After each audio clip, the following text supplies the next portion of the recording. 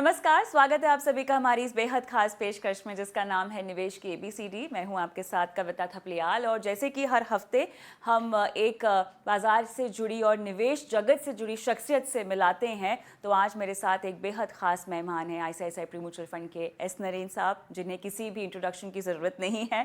बहुत बहुत धन्यवाद आपका, आपने समय निकाला हमारी इस पेशकश के लिए।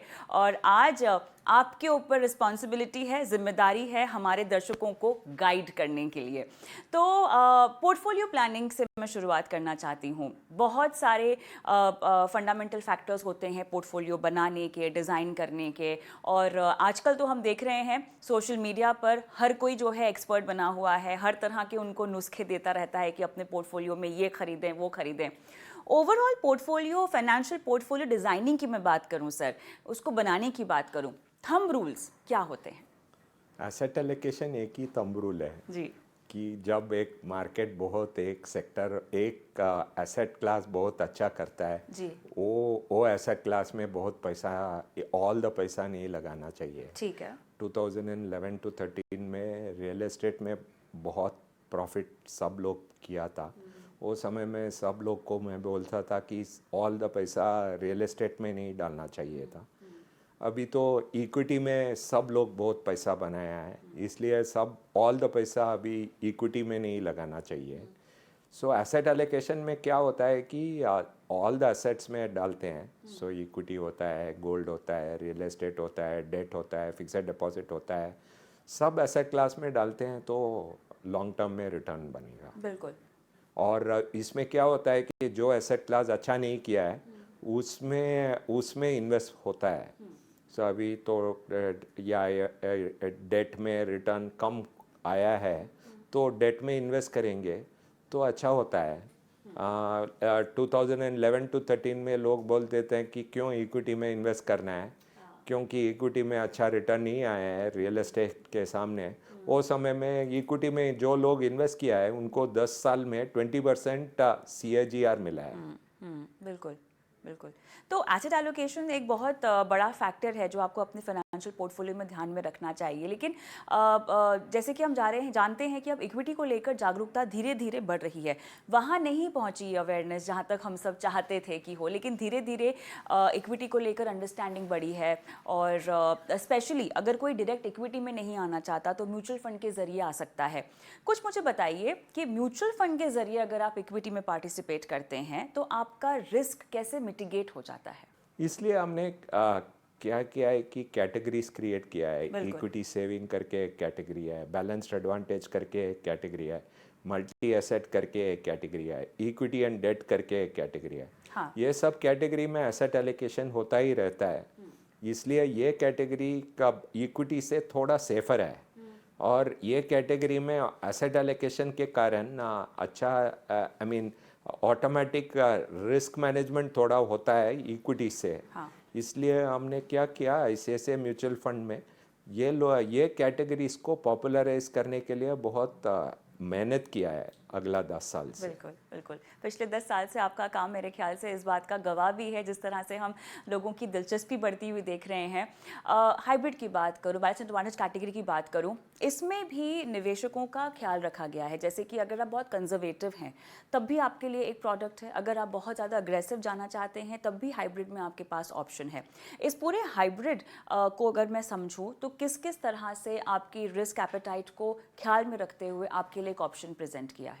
सो हमारा कंपनी में देखिए, इक्विटी सेविंग हाइब्रिड में थोड़ा कंजर्वेटिव है। Okay. और इक्विटी एंड डेट ज़्यादा एग्रेसिव है। Okay. बीच में बैलेंस्ड एडवांटेज है, उसके बाद मल्टी एसेट है जी। सो कैटेगरी में देखेंगे तो इक्विटी सेविंग, उसके बाद का मल्टी एसेट, आई मीन उसके बाद बैलेंस्ड एडवांटेज, उसके बाद मल्टी एसेट, उसके बाद इक्विटी एंड डेट। जी जी। 4 कैटेगरी है। और ऐसा हम देखते हैं क्योंकि इन्वेस्टर को रिस्क बहुत कम करना है तो इक्विटी सेविंग बाकी तीनों से कम है। तो सर ये बताइए, जब आप कहते हैं कि बहुत ही कंजर्वेटिव है तो उसमें एक फंड मैनेजर अपना पोर्टफोलियो कैसे बनाते हैं कंजर्वेटिव होने के नाते? इक्विटी नेट लेवल इक्विटी कम होता है। ओके। और हमारा net equity and debt scheme ज़्यादा होता है इक्विटी सेविंग से। सो जब इक्विटी का लेवल कम होता है उसमें रिस्क कम होता है, और जब इक्विटी का लेवल ज़्यादा होता है रिस्क ज़्यादा होता है, रिटर्न भी ज़्यादा होता है बट रिस्क भी ज़्यादा रिस्क होता भी है। ज़्यादा होता है, बिल्कुल। और इन सब में एक टाइमलाइन होल्ड करने की 5 या उससे ज़्यादा साल ही होनी चाहिए, बिलो दैट आपको तो बिल्कुल भी देखना नहीं चाहिए इन स्कीम्स ऐसा को? नहीं है कि पता नहीं बोलता है कि जब मार्केट हाई है वो समय में लॉन्ग टर्म में इन्वेस्ट करना बहुत ज़रूरी है। बिल्कुल। लेकिन क्या होता है कि 2020 जैसा साल में 5 साल किसी को पता नहीं था कि किस साल मार्केट रिकवर होगा। हम क्या बोलते हैं कि जब मार्केट बहुत घुसता है वो समय में बोलता है कि इन्वेस्ट करो, रिटर्न मिलेगा। ऐसा आज जैसा मार्केट में बोलते हैं लॉन्ग टर्म में इन्वेस्ट करो, क्योंकि अभी मार्केट सस्ता नहीं है। तो कैसे इक्विटी सेविंग्स की बात करें या अगर हम बैफ की बात करें या मल्टी एसेट की भी बात करें, अगर कोई अपनी इन्वेस्टमेंट जर्नी की शुरुआत इस वक्त कर रहा है तो कैसे ग्रेजुअली प्रोग्रेस कर सकता है? क्या स्टेजेस होने चाहिए कि इस स्टेज पे आप इक्विटी सेविंग्स रखिए, इस स्टेज में आप बैफ रखिए, कैसे प्रोसीड करें वो? ऑल द टाइम ये प्रोडक्ट्स तो ऑल द टाइम प्रोडक्ट्स है। ओके। ऐसा नहीं है कि एक स्टेज में ही इन्वेस्ट करना है, ऐसा नहीं है। क्योंकि मेरा एक्सपीरियंस है कि इन्वेस्टर्स जो मोस्ट एग्रेसिव है वो रॉन्ग टाइम में एग्रेसिव एसेट क्लास में बाहर आते हैं। अच्छा, बाहर आ जाते हैं। बाहर आ जाते हैं और रॉन्ग टाइम में आते हैं। इसलिए जो लोग थोड़ा केयरफुल है, बीच में है, वो लोग रॉन्ग टाइम में बाहर नहीं आते हैं। यही मैं देखा हूँ मेरा 30 साल एक्सपीरियंस में। इसलिए मेरा व्यू है कि ये सब कैटेगरीज ऑल वेदर टाइम है। मेरा व्यू है कि ऐसा कैटेगरीज में ही एक्चुअली इन्वेस्टर एक्सपीरियंस बेटर होता है। अदरवाइज मैं देखा हूँ इंफ्रास्ट्रक्चर फंड में बहुत रिटर्न मिला 2005 से 7 में, बट लेकिन इन्वेस्टर एक्सपीरियंस उतना नहीं मिला। 1997 से 1999 तक टेक्नोलॉजी फंड में बहुत बड़ा रिटर्न मिला, बट लेकिन इन्वेस्टर एक्सपीरियंस उतना नहीं अच्छा नहीं था टेक्नोलॉजी फंड में। मेरा व्यू है कि सर्टन एग्रेसिव कैटेगरीज में एक्चुअली इन्वेस्टर एक्सपीरियंस उतना अच्छा नहीं है। ओके, बिल्कुल। मैं वही देखा हूँ। हाँ, शायद इसीलिए भी क्योंकि वो उस वक्त वो बूम कर रही होती हैं सेक्टर्स और इसीलिए उसमें पैसा लगा देते हैं। लगाते हैं। उनको लगता है कि यही ट्रेंड चलता रहेगा। चलता। लेकिन जब हम बाकी अग्रेसिव हाइब्रिड की मैं अगर मैं बात करूं तो कैसे इन्वेस्टर एक्सपीरियंस आप उसमें देखते हैं अक्रॉस सेक्टर्स, क्योंकि फंड मैनेजर पर ओनस होता है चुनाव करने का, तो वो तो इन्वेस्टर को हर तरह के सेक्टर्स के स्टॉक्स और कंपनीज देते हैं उसमें, तो कैसे आपको सेक्टरल एक्सपोजर बेहतर मिलता है हाइब्रिड्स में? हमारा एक्सपीरियंस है कि हाइब्रिड में जो इन्वेस्टर आता है ना उसका ये इन्वेस्टर का रिटर्न एक्सपेक्टेशन भी कम होता है। अच्छा। उसके कारण उसका इन्वेस्टर एक्सपीरियंस बेटर होता है। अच्छा। लेकिन जो आदमी आता है आज स्मॉल कैप फंड में आता है उसका इन्वेस्टर रिटर्न एक्सपेक्टेशन ज़्यादा होता है, इसलिए उसका एक्सपीरियंस भी खराब होता है। हाँ, तो मतलब कुछ भी हो उम्मीद से ज़्यादा ही आपको मिलेगा, है ना? तो अगर मुझे कुछ सालों के रिटर्न्स आप बता पाएँ, जिस तरह से 10-15 साल से कवायद की है आपके म्यूचुअल फंड हाउस ने इन तमाम कैटेगरीज को लेकर, इन्वेस्टर इंटरेस्ट और रिटर्न के लिहाज से आपने कितना खुश किया है निवेशकों को अपने? ऐसा पास्ट रिटर्न फ्यूचर रिटर्न का सेम नहीं होता है। वही सेबी बिल्कुल भी सही है। रेगुलेटर हमको भी बोलता है, मैं भी सभी दर्शकों को वही बोलता हूँ। बिल्कुल, बिल्कुल। हाँ, तो रिटर्न के पीछे तो नहीं जाना है, आपको एसेट एलोकेशन और सभी तरह से डाइवर्सिफाई होने पर फोकस रखना है। लेकिन अब मान लेते हैं किसी के पोर्टफोलियो में हाइब्रिड को लेकर अच्छी स्ट्रैटेजी है, तो आप अगर म्यूचुअल फंड के ज़रिए जा रहे हैं सर, तब तो आपने ज़िम्मेदारी दे दी है फंड मैनेजर को, ठीक है? वो देखेंगे आपको कैसे डाइवर्सिफाई करना है। तो एक तो asset allocation, diversification with in the fund है, तो एक पोर्टफोलियो लेवल पर भी होना चाहिए क्या?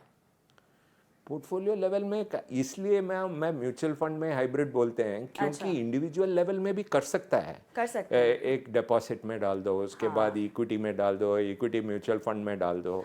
लेकिन कितना डिसिप्लिन तरीके से लोग करता है वही मुझे समझ में नहीं आ रहा है कि करता है क्या लोग। बिकॉज उसमें क्या होता है कि 2020 में इक्विटी में इन्वेस्ट करना चाहिए, 2007 में इक्विटी से पैसा निकालना चाहिए, वो लोग करता नहीं है। 2007 में इक्विटी में डालेगा, 2020 में एफडी में डालेगा, जब एफडी का रिटर्न कम था। हाँ। वही मैं देखा हूँ मेरा एक्सपीरियंस से। इसलिए मैं बोलता हूँ कि हाइब्रिड इन्वेस्टिंग अच्छा होता है, क्योंकि इन्वेस्टर्स रॉन्ग टाइम में रॉन्ग एसेट क्लास में डालते हैं। बिल्कुल बिल्कुल। और इसीलिए ये तभी होता है बिकॉज आपके पास जानकारी नहीं होती है, आपको समझ नहीं होती है। अब चर्चा को थोड़ा सा मैं दूसरे एंगल पर लेके जाना चाहती हूँ, बिकॉज मैं चाहती हूँ कि मेरे दर्शक जो हैं वो आपको भी जाने। एक फंड हाउस के मुखिया के तौर पर नहीं, बट एस नरेन एक कैसे शख्स हैं जो पैसों के साथ किस तरह का रिश्ता रखते हैं। तो कुछ बताइए, आपकी पहली सैलरी अगर मैं जानना चाहूँ तो वो कितने की थी? 4,300 रुपया था। अच्छा। और वो पहली सैलरी आपने आके माँ को दे दी अपनी, या आपने हाँ, मेरा पिताजी को दिया था। अच्छा। और फिर बाद में आपको कैसा महसूस हुआ कि आपको, क्योंकि आपकी पहली कमाई बहुत खास होती है, हर किसी के लिए बहुत खास होती है, और बहुत सारे सपने आप देखते हैं उस पैसों को लेकर। आपने क्या क्या सपने देखे थे? मैं होटल को मेरा पिताजी को लेके गया। अच्छा, बहुत बढ़िया। तो इसके बाद आपका कमाई का सिलसिला शुरू हुआ, और जब शुरू हुआ तो ऐसी कौन सी पहली चीज़ आपने खरीदी अपने लिए, अपने पैसों से या अपने इन्वेस्टमेंट्स के पैसों से? मैं तो शेयर ही लिया 1989 में। तब से आपको जागरूकता थी? हाँ, वो समय का मुझे तो वो समय में शौक था। वो समय में मैं फंड मैनेजर भी नहीं था। हाँ बिल्कुल। हाँ, तो बट इस मैं फंड मैनेजर 2004 में ही बनाया। अच्छा। 1989 में मैं तो शुरू किया था करियर। हाँ। लेकिन मैं वो ज़्यादा सेव किया, 1989 में सेव किया। अच्छा। क्योंकि वो समय में इन्वेस्टर वो प्री रिफॉर्म इंडिया था। वो लोग समझता नहीं है, प्री रिफॉर्म इंडिया में इंटरनेट नहीं था, सीएनबीसी नहीं था, ईटी नाउ नहीं था, इकोनॉमिक टाइम्स चेन्नई एडिशन नहीं था। हाँ, सो इसलिए हमारा दुनिया और एक दुनिया था वो समय में। है ना? सो इसलिए शेयर मार्केट में भी चेन्नई स्टॉक एक्सचेंज में इन्वेस्ट करने के लिए फ़ोन करके क्या क्या करना पड़ता था वो समय में पता नहीं है। अच्छा। वो शेयर को ट्रांसफ़र करके वापस आते समय 4 महीना लगता था वो समय में। ओहो।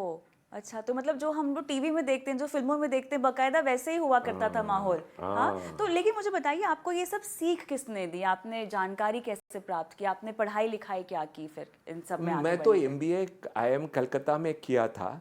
और उसके पहले मेरे पिताजी भी मुझे इक्विटी मार्केट में सिखाया था। उन्होंने उसके कारण ही मुझे पहला इंटरेस्ट आया। अच्छा। उसके कारण मैं आईएम कलकत्ता में फाइनेंस सीखा। अच्छा। उसके कारण मैं स्टॉक मार्केट में इंटरेस्ट आया, और उसके बाद अभी तक 35 इयर्स हो गया इक्विटी मार्केट का इंटरेस्ट। बिल्कुल। देखिए, आपने मेहनत की, आपकी मेहनत का फायदा हमें मिल रहा है, दर्शकों को मिल रहा है, जो हम समझ पा रहे हैं इक्विटी बाजार को। बट लेकिन म्यूचुअल फंड जैसा एक इंडस्ट्री ब्यूटीफुली क्रिएट हुआ है। हाँ। और क्योंकि एक म्यूचुअल फंड इंडस्ट्री में आप 5,000 रुपया ऐसे म्यूचुअल फंड में डालेंगे तो भी हमारा एंटायर कंपनी वो इन्वेस्टर के लिए काम करता है। बिल्कुल।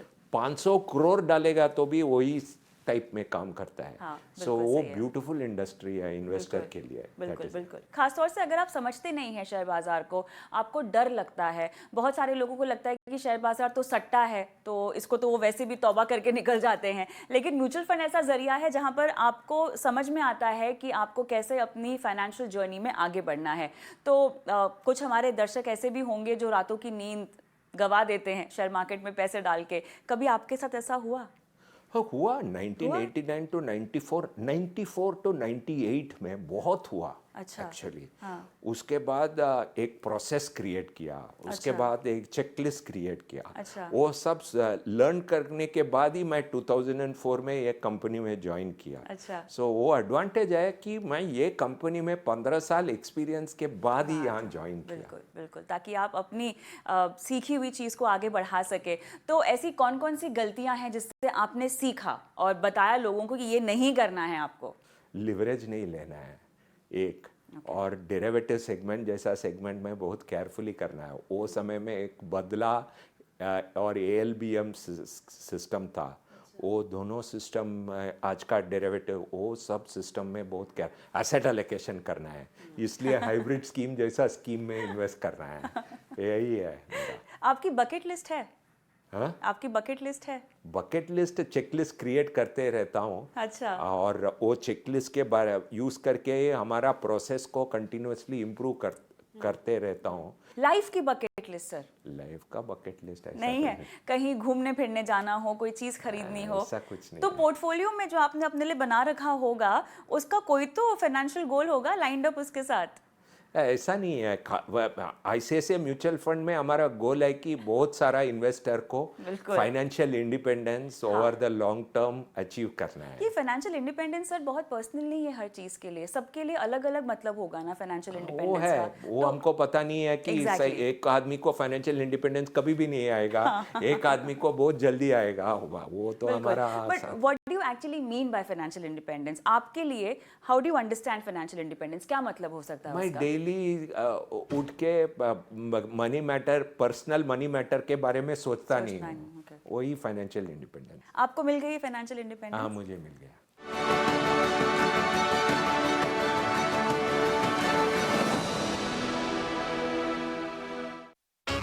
ईटी नाउ स्वदेश पर अब है ना सिर्फ मार्केट की बारीकियां, बल्कि है कमाई का भी अच्छा मौका। हम आपको देंगे एक शानदार आइडिया हर 5 मिनट में। टेक्निकल हो या फंडामेंटल, शॉर्ट टर्म हो या फिर लॉन्ग टर्म, अब सब कुछ मिलेगा आपको।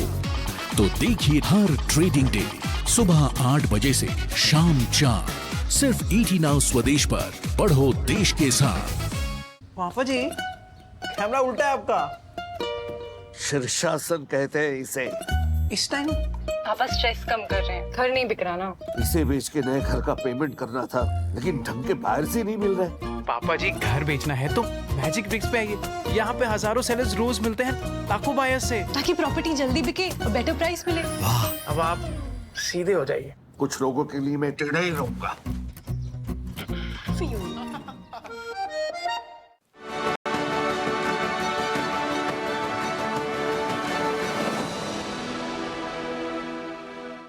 आपके जो फंड हाउस में जितने आपके लोग हैं, खासतौर से अब जो न्यू जनरेशन, आप तो बहुत मिलते होंगे इन लोगों से, फंड हाउस में भी आपको नए बच्चे आते होंगे, उनके माइंडसेट में इन्वेस्टमेंट्स को लेकर आपको क्या क्या बातें समझ में आती है? क्या वो इन्वेस्टेड ओरिएंटेड माइंडसेट के हैं?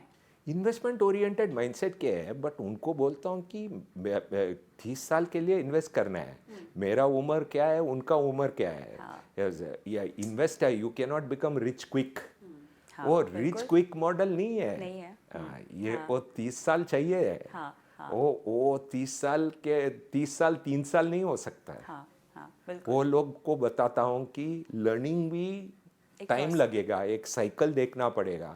अभी मेरा टीम में और बहुत सारा इन्वेस्टर डाउनफॉल, मार्केट नीचे ही जाने नहीं देखा है, वो सब प्रॉब्लम है आज। हाँ, हाँ, बिल्कुल। तो एक और चीज़ जो मुझे समझनी है आपसे, हम हाइब्रिड्स की तो बात कर ही रहे हैं, लेकिन एक जो बहुत इम्पॉर्टेंट एस्पेक्ट है विमेन इन्वेस्टमेंट का, ये बहुत तेज़ी से बढ़ रहा है सर हमारे देश में। बहुत अच्छी बात है और इसको हमें आगे और बढ़ाना है, क्योंकि कहानी अब तक वहाँ नहीं पहुँची है जहाँ तक हम सब चाहते थे, है ना? तो निजी तौर पर कैसे आप विमेन को उनकी पर्सनल फाइनेंस को समझने में आप उनको कैसे सहायता करते हैं? आई थिंक आज मैं देख रहा हूँ मेरा टीम में भी बहुत सारा लोग है विमेन, उनका नॉलेज मेन से इक्वल है।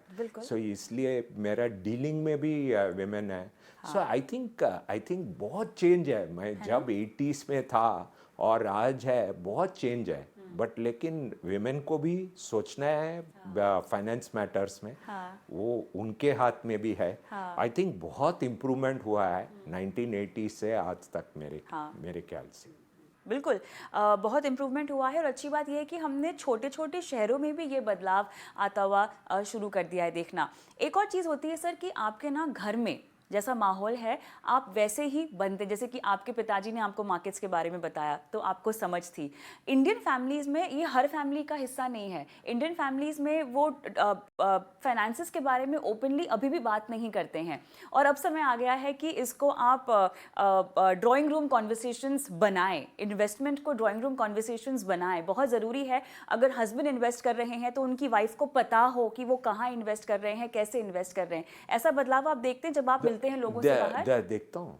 मैं तो अभी इन्वेस्टर इवेंट करता हूँ तो मैं देखता हूँ, अभी बहुत कुछ देखता हूँ। हाँ हाँ हाँ। अब क्योंकि हम तमाम एसेट क्लासेस की बात कर रहे हैं और आपके पोर्टफोलियो को डाइवर्सिफाई रखने की बात कर रहे हैं, बहुत सारे लोग ऐसे हैं जो अभी फ़िलहाल रियल एस्टेट में जो चाल चल रही है उसको देखकर आकर्षित हो रहे हैं कि अच्छा चलो रियल एस्टेट में आपको पैसे अब लगा लेने चाहिए। बहुत समय के बाद हमने एक इस तरह का चाल देखा है। सोने में हम देख रहे हैं ब्याज दरें अब घटेंगी कुछ महीनों में, पता नहीं, कुछ तिमाहियों में, पता नहीं। कुछ चीज़ों को लेकर अभी भी ग्रे एरिया है। अगर मैं केवल ब्याज दरों की बात करूं तो इस ट्रिगर के ओरिएंटेड कोई प्ले करना चाहिए सोने या डेट में एसेट एलोकेशन या डाइवर्सिफिकेशन के लिहाज से अपने पोर्टफोलियो में अभी?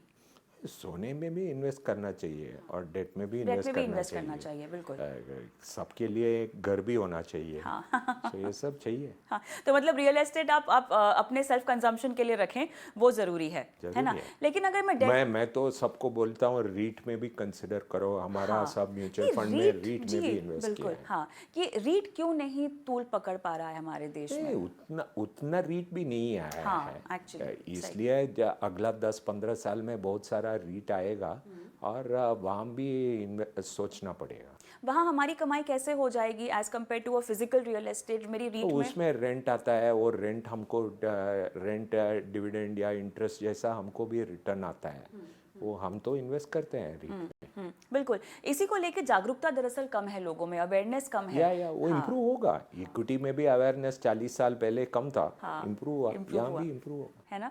डेट म्यूचुअल फंड्स की ओर लोगों का रुझान हमने देखा था कि बढ़ ही रहा था। उसके बाद कुछ बदलाव आ गए और अब एक बार फिर से लोगों का, क्योंकि ब्याज दरें भी अच्छी मिल रही है फिक्स डिपॉजिट में, तो लोग अभी भी फिक्स्ड इनकम की जब बात करते हैं तो फिक्स डिपॉजिट अभी भी उनकी फर्स्ट चॉइस है। क्यों आपको लगता है कि डेट फंड्स को कंसिडर करना चाहिए? करना चाहिए, क्योंकि यहाँ तो मोस्ट एफिशिएंट मॉडल है। आपको एक दिन में रीपेमेंट मिलता है, प्रीपेमेंट सरचार्ज नहीं होता है। Most of the debt schemes में एग्जिट लोन नहीं है। इसलिए बहुत एफिशिएंट सिस्टम है। आपको अभी 12 बजे रिडीम करता है तो अगला सुबह आपका बैंक अकाउंट में रिडेम्पशन आता है। सो इसलिए अच्छा सिस्टम है और वहाँ भी बहुत ग्रोथ आएगा। बिल्कुल। तो अभी अगर कोई लॉन्ग टर्म स्ट्रैटेजी बनाना चाहे, पोर्टफोलियो में इक्विटी है उनके पास, सोने में मान लीजिए सॉवरेन गोल्ड बॉन्ड के जरिए आपने पैसे लगाए हुए हैं, रियल एस्टेट में आपका एक्सपोजर है, डेट में सर क्या अभी मैं थोड़ा सा लॉन्ग टर्म प्ले कर सकती हूँ वॉल्टिलिटी के हिसाब से? लॉन्ग टर्म प्ले कर सकता है ना? और जो उतार चढ़ाव होगा इंटरेस्ट रेट में वो उतना या नहीं होगा। एक बॉन्ड इंक्लूशन भी आ रहा है, इसलिए इंटरेस्ट रेट तो ऊपर जाने का अभी मुझे नहीं दिखता है अभी। बिल्कुल। तो यही समय है और सही समय भी है। हमने प्रधानमंत्री मोदी का बीच में स्टेटमेंट भी सुना जहाँ पे उन्होंने कहा कि 2014 से लेके अब तक हमने 5x से ज़्यादा ग्रोथ देखी है म्यूचुअल फंड, और एक इंडस्ट्री को सराहना भी दी है। तो आप सभी का हार्डवर्क ही है जिसका नतीजा में आता हुआ दिखाई दे रहा है। लेकिन थोड़ी सी कहानी अभी भी वहाँ तक नहीं पहुँची जहाँ पर हम सब चाहते हैं। अभी भी देखिए ना सर, हम सब के OTT सब्सक्रिप्शन ज़्यादा हैं अपनी SIP के मुकाबले, है ना? हम अभी भी जब वीकेंड पे बाहर जाते हैं खाना पीना खाने तो शायद अपनी SIP से ज़्यादा ही खर्च कर लेते हैं। तो ये एक माइंडसेट शिफ्ट है, चेंज है जिसकी ज़रूरत है, और आप जैसे फंड हाउसेस बहुत इसके लिए मेहनत भी कर रहे हैं। लेकिन अब इस तरह का बाजार जहाँ पर आपने उतार चढ़ाव नहीं देखा है, आपने एक स्टेडी रिटर्न आता हुआ देखा है, आपने एक लंबी सी बुल मार्केट देखी है, अगर आपको झटका लगे तो आप कैसे उसको रिएक्ट करें? बिहेवियरल सवाल मैं आपसे पूछ रही हूँ। इसलिए मैं हाइब्रिड इन्वेस्टिंग बोलता हूँ ना, ये सब के लिए हाइब्रिड इन्वेस्टिंग बोलता हूँ। वहाँ तो जब नीचे जाता है इक्विटी मार्केट से कम जाएगा। हाँ, बैलेंस आउट हो जाएगा। लॉस हो, यहाँ भी लॉस हो सकता है, बट इक्विटी मार्केट जैसा लॉस नहीं होगा, थोड़ा कम होगा, बट यहाँ भी लॉस हो सकता है। टैक्सेशन के लिहाज से ये कितने फेवरेबल होंगे इन्वेस्टर्स के लिए? नहीं, वो हर एक प्रोडक्ट के लिए एक है, बट लेकिन उसका टैक्सेशन के बारे में बात करने के लिए इंडिविजुअल स्कीम देखना पड़ेगा। इंडिविजुअल स्कीम्स देखनी पड़ेंगी। अच्छा, बहुत सारे लोग हैं ना जो अपने पोर्टफोलियो को सर बहुत कॉम्प्लिकेटेड बना के रख देते हैं। एक तो उनके पास डायरेक्ट स्टॉक में इन्वेस्टमेंट होती हैं, वो तो अलग ही हैं, उसके बावजूद भी वो अलग अलग तरह के फंड्स, मतलब मेरे शो पे कई बार मैं देखती हूँ लोगों के पास 12, 13, 14 फंड्स होते हैं, ओके, और उनको खुद को वो हैंडल करना समझ में नहीं आता, उनके एलोकेशन रिपीट होते हैं, उनको लगता है कि जितने ज़्यादा फंड्स होंगे उतनी आपकी कमाई ज़्यादा होगी। तो इस बात को आप ज़रा कैसे समझाएंगे? मैं बोलता हूँ कि इतना स्कीम नहीं होना चाहिए। कंसोलिडेटेड होना Consolidated चाहिए। होना चाहिए। चलिए, तो अंत में बात यही है, सार यही है कि आप डाइवर्सिफाई होइए और ज़्यादा आपको बचना नहीं चाहिए, तो आप हाइब्रिड का एक तरीका है, एक स्ट्रैटेजी है जो पोर्टफोलियो के तौर पर अपना सकते हैं।